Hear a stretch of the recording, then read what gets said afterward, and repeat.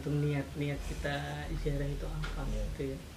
Misalnya ini ada pertanyaan aneh nih Pak dari temen ini. Ada nggak sih Pak kejadian aneh gitu apa di apa sih makam? Iya. Ada juga liburan tapi mengasih gitu. Rasa apa nanti supaya nanti kita bisa mendapat sesuatu nanti sakit.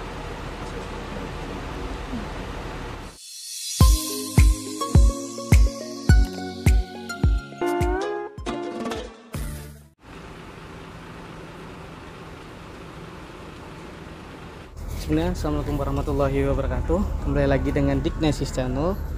Nah, kali ini saya lagi ada di komplek pemakaman Joko Tingkir, Raden Mas Karabet. Tepatnya di Desa Butuh, Kecamatan Klupuh, Kabupaten Sragen. Nah, di sini tuh kita juga pengen mengetahui ini sebenarnya petilasan atau emang makam Joko Tingkir, soalnya banyak banget makam Joko Tingkir di daerah Sragen ini. Oke, kita lihat ke dalam aja, kita cari. Oke.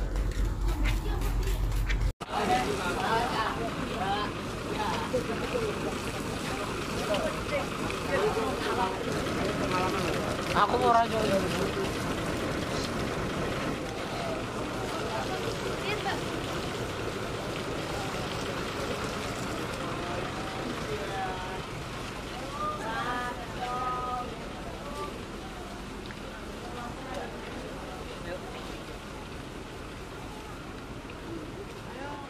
Bismillahirrahmanirrahim.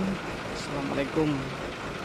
Nah, ini komplek pemakamannya Ki Ageng Joko Tingkir atau sering itu Mas Raden Mas Karabet. Ini makam biasa. Nah, makamnya itu ada di situ tuh. Kebetulan ini ada yang ziarah ini dari pondok pesantren. Ntar kita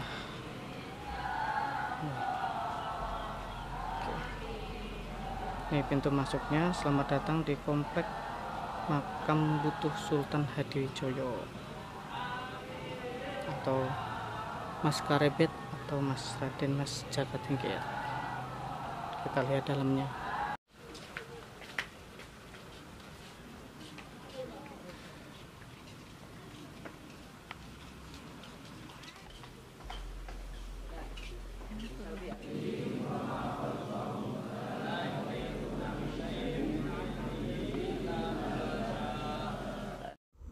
Oke.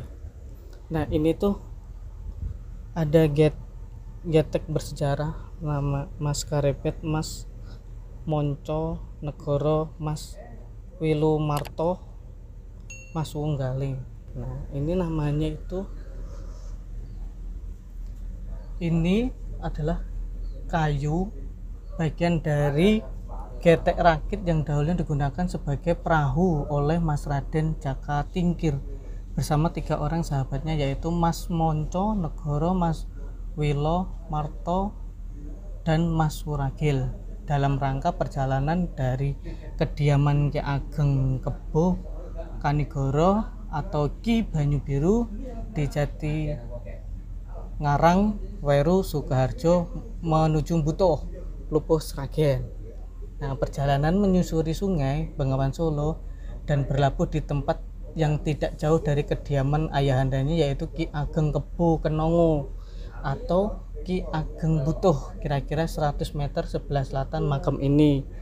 Jadi daerah sini masih di sini ada kali gede Bengawan Solo, itu arah jurusan Bengawan Solo. Bagian kayu getek ini diperkirakan sampai sekarang kira-kira sudah 400 tahun. Jika dilihat dari masa kerajaan Pajang Sultan Hadiwijaya atau Jaka Tingkir pada Kaisaran tahun 1546 dan 1587. Jadi ini sisa-sisa kayu kapal yang dipakai 3 orang sahabatnya itu. Nih Mas Monco, Mas Nagoro, Mas Wilo Marto dan Mas Muragil tadi dalam perjalanan ke mana? Kediaman Ki Ageng Kebo Banyu Biru di Jatingarang. Jadi ini usianya hampir 400 tahun, guys. Bagus. Kita coba ntar kita masuk ke dalam. Yuk.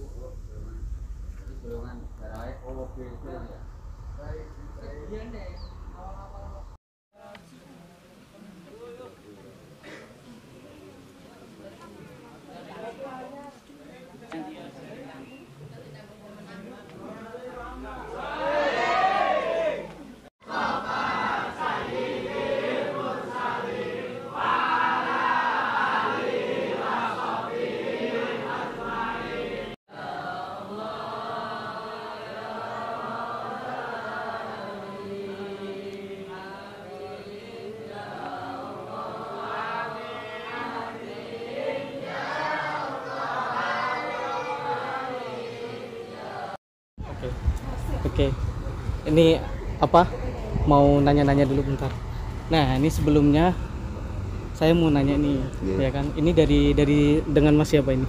Mas Irham Arif. Mas Irham Harif dari Ma'arif. Ma'arif ya, dari Kalau alamatnya Jambi. Jambi. Tapi sekarang mondok di Banaran Sragen.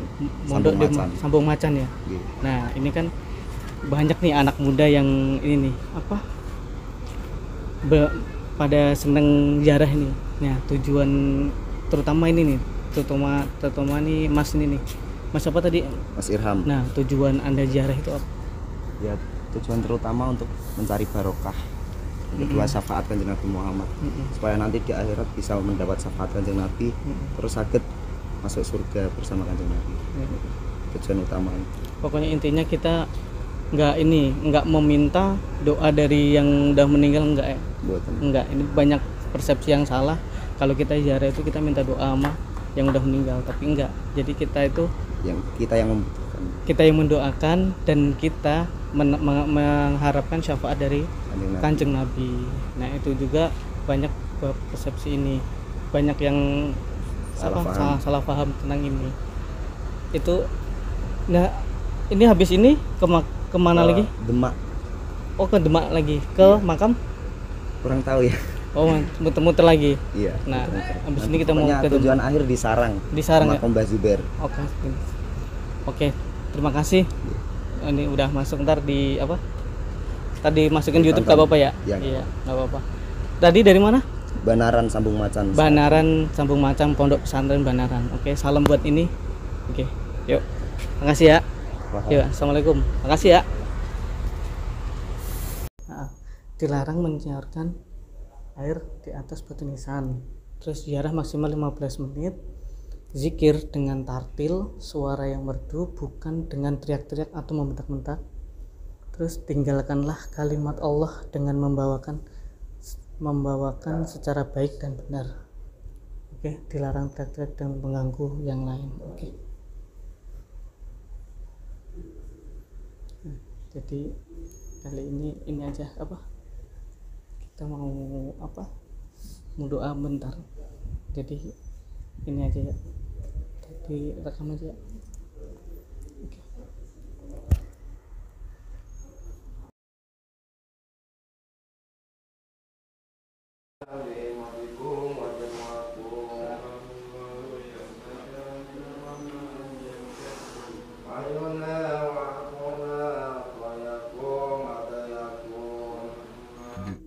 Yang susah kan nyari nasab. Nah, nasab Iya, itu. sanad guru itu penting. Nah. Sanad guru. Saya tuh bolak-balik tuh nyarinya sanad. Saya tuh cari sanad karena apa, wasilah kan maksudnya. Iya. Tanpa sanad kita nggak nyampe ke Kanjeng Nabi. Nggak ujuk-ujuk kita bukan di zaman Nabi kan sekarang. Oh iya. Ya kan, bukan di zaman Nabi. Tahu-tahu keturunan ya. Kalau zaman Nabi enak ngikutin Kanjeng Nabi, kita diem aja khusyuk. Nah, kita sekarang wasilah. Guru-guru kita itu kan yang udah pupus yang seperti itu, yang udah makanya justru yang seperti inilah dikembangkan. Alhamdulillah, mudah-mudahan aja ya. Iya. Anak turunan kita masih Biar malah saya pengen ngadirin YouTube tuh yang kayak gini, yang bahas-bahas masalah budaya lah. Pengen budaya biar anak-anak nggak mati kecil. obor. Iya. Nah, dia tahu oh ini budaya, oh ini, biar mereka itu ini Pak apa? Ada pengalamannya tentang budaya. Oh, iya. Bukan lagi kita orang Jawa ya. Iya, orang Jawa kita. Banyak Banyak budaya itu. Contoh sekarang Indonesia satu negara dihuni berapa suku Mas? Iya. Iya kan suku udah beda-beda. Udah pokoknya lah seperti itulah sama saya juga alhamdulillah. Cuman ya saya mah kalangan sendiri aja dulu. Lingkungan saya kan di sana juga saya pondok pesantren besar juga di Tanjung Priok. Iya. Kalau mau ke sana di Warakas ada pondok Minhajul Tolibin itu. Nah, utamakan sanat ya gitu aja masih saya pamit. Siap. Melanjutkan perjalanan ini masih mau ke Salatiga terus ke Kudus. Ke Kudus juga. Kudus ya sahabat ya guru ya di sana udah ditunggu soalnya. Iya. Ya, Buat belajar ini iya. ya, adik-adik juga liburan tapi mengasih ya. Makasih. Makasih ya. Ya Pak. Mbak, makasih. Makasih Pak. Ya, assalamualaikum. Waalaikumsalam. Mari Mas. Ya, mari Bu.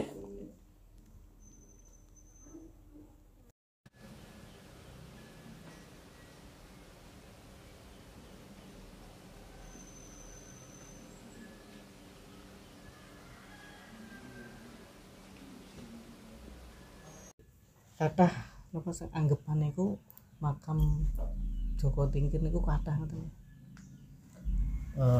Sini itu makam namanya makam Butuh, makam Ki Ageng Butuh. Ki Ageng Butuh. Orang yang pertama kali dimakamkan di makam Butuh ini Ki Ageng Butuh. Nah, Ki Ageng Butuh itu Ki Ageng Kebukenongo atau Ki Ageng Pengging kedua, Adipati Pengging Boyolali. Itu orang tuanya Raden Joko Tingkir, itu yang pertama di sini. Kemudian makam selanjutnya itu oleh Sultan Hadiwijaya. Jadi Sultan Hadiwijaya itu masa tuanya atau masa sepuhnya domisilinya di Butuh ini, Di Butuh. dari Keraton Pajang di Laweyan Kartosuro itu, sampai wafatnya di sini karena tugasnya beliau kan di sini melanjutkan tugas orang tuanya waktu masih ada di sini kan menjadi penduduk pendatang, lalu menjadi orang tua atau pendidik di masyarakat di sini. Nah, itu diteruskan oleh anaknya Raden Joko Tingkir sampai bapaknya di sini. Kemudian diteruskan oleh Pangeran Benowo, itu anaknya Sultan Hadiwijaya, yang makamnya juga di samping beliau. Samping yang tadi ya. Terus kalau ada makam-makam Jaka Tingkir yang lain itu hak mereka. Hak mereka. Kita sebagai orang yang hidup di zaman sekarang kan tidak bisa mengatakan sana salah sini benar dan seterusnya. Kita kan nggak mengalami, kita hanya diberi warisan untuk merawat, memelihara, gitu aja. Dan kalau ditanya seperti itu, di sini cuma menyampaikan bukti-bukti. Sini ada orang tuanya, ada anaknya, ada pengawalnya, Pangeran Patih Monco dan Milo Murakil yang menjadi penderek waktu naik gede itu. Kemudian ada Masjid Butuh, ada peninggalan gedeknya. Itu aja. Pengakuannya di sini dari Keraton Solo. Dari Keraton Solo, Keraton Jogja itu makamnya di sini. Makamnya Sultan Hadiwijaya. Nah, ini ada makam ini Pak terpisah nih. Itu makamnya Senopati Pajang, Pangeran Haryosunawo, itu anaknya yang menjadi patih yang kedua. Patih pertama kan Patih Monconegoro. Kemudian diteruskan oleh Senopati yang kedua itu Pangeran Haryosunawo. Itu cuma letak saja. Dulu kan ini belum dibangun gedung seperti ini. Cuma oleh PB Sedoso, PB 10 itu dibikin supaya orang yang datang ke sini itu nyaman ya. Ini juga sering banjir ya Pak ya? Dulu sering banjir ya, semenjak berapa tuh 5 tahun yang lalu sini sudah nggak banjir lagi. Kalau airnya penuh tiap musim Januari itu penuh, tapi nggak sampai banjir. Nah niki Pak, apa luasnya niki kinten-kinten pinten niki luas makam ini? Luas makam khusus ini yang dalam setting ini kira berapa ya? 20 lah, kira-kira 20 kali 20. Nah terus niki Pak, apa niki apa sejak kapan apa dibuka ziarah teng mriki Pak? Niki makam niki sejak kapan apa saged dibuka ziarah niki? Kalau sebenarnya makam ini kan sudah sangat lama. Di zaman Sultan Hadiwijaya itu kan tahun 1400-an sekian ini kan. 1500 ya. 500. Mungkin oleh PP 10 itu di tahun 30-an. 1930 ini kan dibikin benteng seperti ini, dibikin gapura, ada apa kuluk atau mahkota yang melambangkan bahwa di sini ada makam raja. Ini kira-kira di tahun 30-an mungkin mulai resmi ini sebagai tempat ziarah leluhur gitu. Udah mulai inti ya. Terus apa pertanyaan dari teman-teman ini Pak, apa biasanya itu ziarah itu dibuka tiap hari atau ada hari-hari setiap hari dibuka? Setiap hari dibuka sampai malam, kira-kira ya jam 2 lah. Jam 2 malam ya. Masih ada jam 2 malam masih ada yang nunggu. Nah, ini ada pertanyaan aneh nih Pak dari temen ini. Ada nggak sih Pak kejadian aneh gitu apa di apa sih makam gitu? Kalau saya belum mengalami.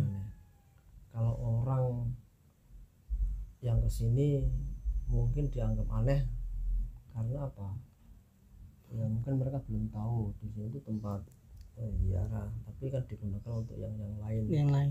Itu kan termasuk aneh sebenarnya. Tapi karena kita menjadi penjaga di sini, dari situ timbul ide, kita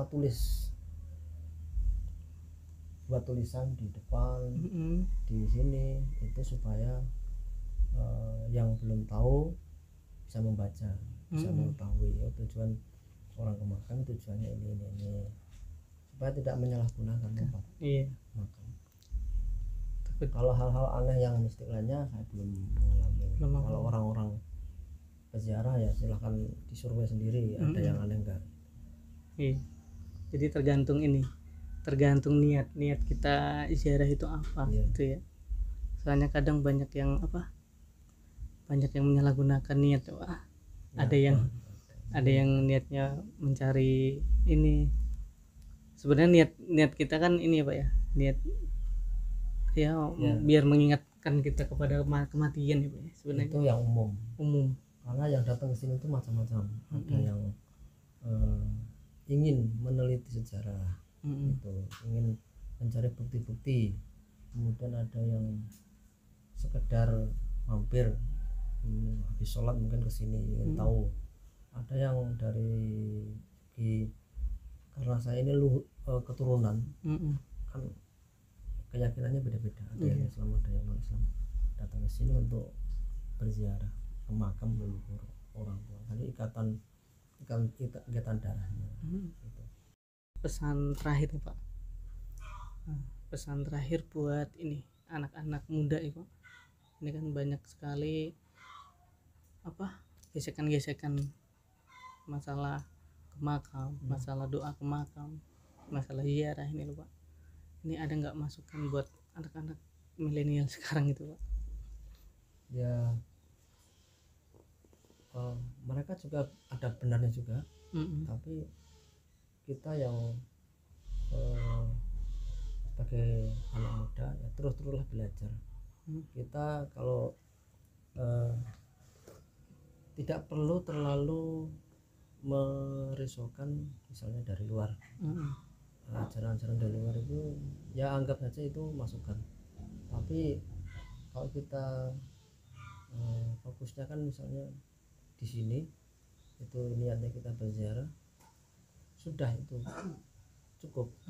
Karena kalau itu diladeni ya, kalau itu diladeni malah tidak membuat kita menjadi yakin akan yang kita lakukan, tapi malah bikin kita terombang-ambing atau bahkan malah